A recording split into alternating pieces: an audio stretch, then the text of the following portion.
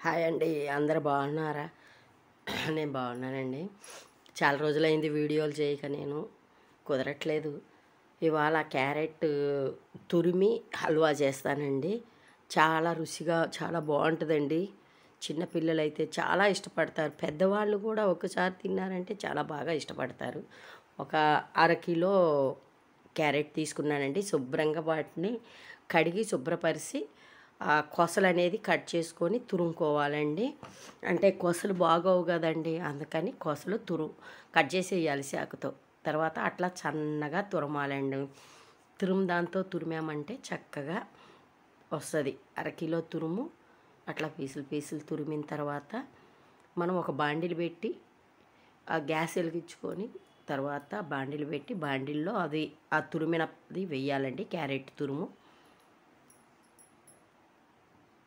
తురుము వేసిన తర్వాత కొంచెం మీడియం మంట మీకు చూపించేది అందుకేనండి.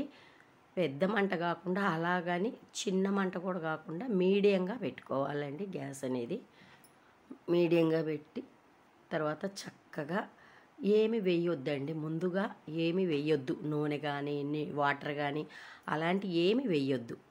ఆ క్యారెట్లో ఉన్న ఆ వాటరే దానికి సరిపోతుంది అన్నమాట. మీడియంగా పెట్టి గ్యాస్ని చిన్నగా వేపండి. ఒక 10-15 నిమిషాలు వేపండి. వేపిన తర్వాత బాగా కొంచెం దగ్గర పడుతుందండి. అది మనం ఫస్ట్ ఎంత వేసామో అంత లేకుండా కాస్తంత దగ్గర పడుతుంది. చూడండి, చక్కగా కలుపుతూ ఉండండి. ఒకవేళ బాండిలు కొంచెం అంటుకున్నది అనుకోండి, మన దగ్గర గంట ఉంటుంది కదండి, స్పూను, దాంతో కొంచెం అట్లా గీకినట్టు అనేసి మీరు చక్కగా వేపండి. అలా అయితేనే టేస్టీగా చాలా రుచిగా బాగుంటుందండి. ఒక్కసారి ట్రై చేసి చూడండి. తర్వాత కొంచెం నూనె వేయండి. మనం నూనె వేసే గంట ఉంటుంది కదండి, ఒక 4 గంటలు వేయండి. 4 పెద్ద స్పూన్లతో వేస్తే సరిపోతుందండి. మళ్ళీ కొంచెం వేగిన తర్వాత కూడా ఇంకో 2 స్పూన్లు వేద్దురు. కానీ ముందు 4 గంటలు వేసేసేయండి. 4 గంటలు వేసి చక్కగా కలబెట్టేసి 5 నిమిషాలు కలబెట్టేసేయండి. 5 నిమిషాలు కలబెట్టిన తర్వాత మళ్ళీ ఒక 2 స్పూన్లంతా, ఎక్కువ వద్దండి. చూశారు కదా ఎంత, 2 టేబుల్ స్పూన్ అంతా, ఎక్కువ అవసరం ఉండదు. ఇంకా 2 టేబుల్ స్పూన్ అంతా వేసి చక్కగా మళ్ళీ ఇంకోసారి చక్కగా కలబెట్టేసేయండి. కలబెట్టిన తర్వాత ఫ్రెండ్స్, దాని మీద కొంచెం ఏదన్నా ఒక ప్లేట్ తీసుకొని బోళించండి. ఎందుకంటే అది కొంచెం దగ్గర అవుతుంది, తురుము కూడా మెత్తబడుతుంది అన్నమాట. చక్కగా మెత్తబడాలి. ఆ మెత్తబడితేనే కదండి, ఉడికితేనే కదా ఆ టేస్ట్ వస్తుంది. అందుకని చెప్పేసి ఒక ప్లేట్ తీసుకొని ప్లేట్ని మూతగా పెట్టేసేయండి.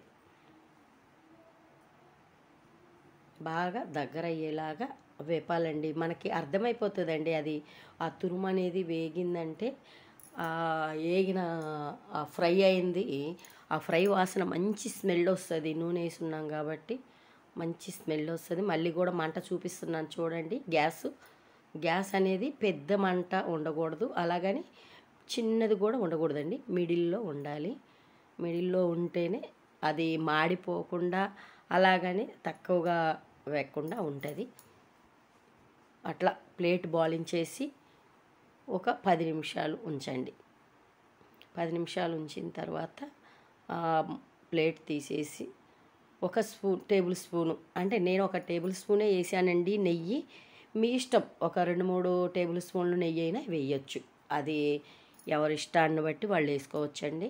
చక్కగా నెయ్యి వేసిన తర్వాత కూడా కలబెట్టండి. ఒక స్పూన్ తీసుకొని ఆ నెయ్యి మొత్తము చక్కగా ఆ తురుముకంతా పట్టేలాగా కలబెట్టేసేయండి.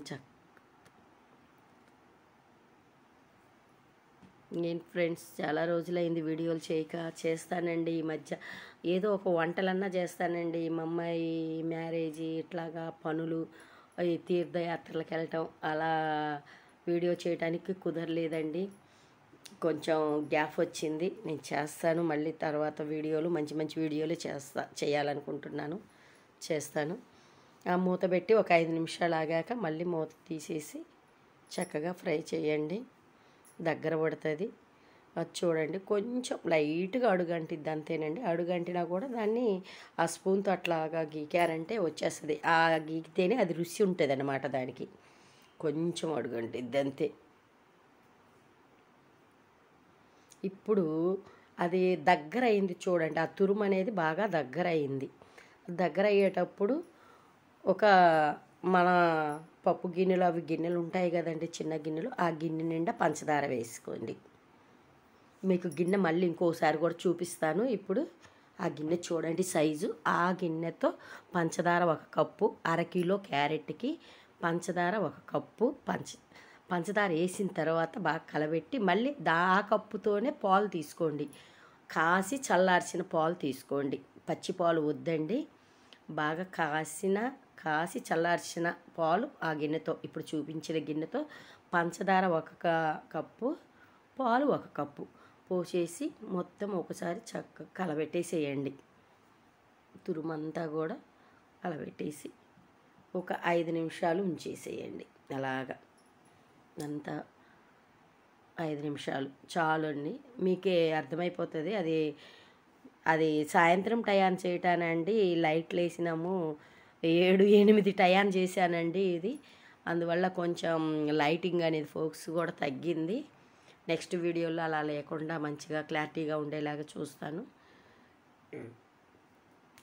నైట్ టైం చేశానండి వీడియో. ఒక 5 నిమిషాలు మూత పెట్టి తీసిన తర్వాత అలా కలవబెట్టండి.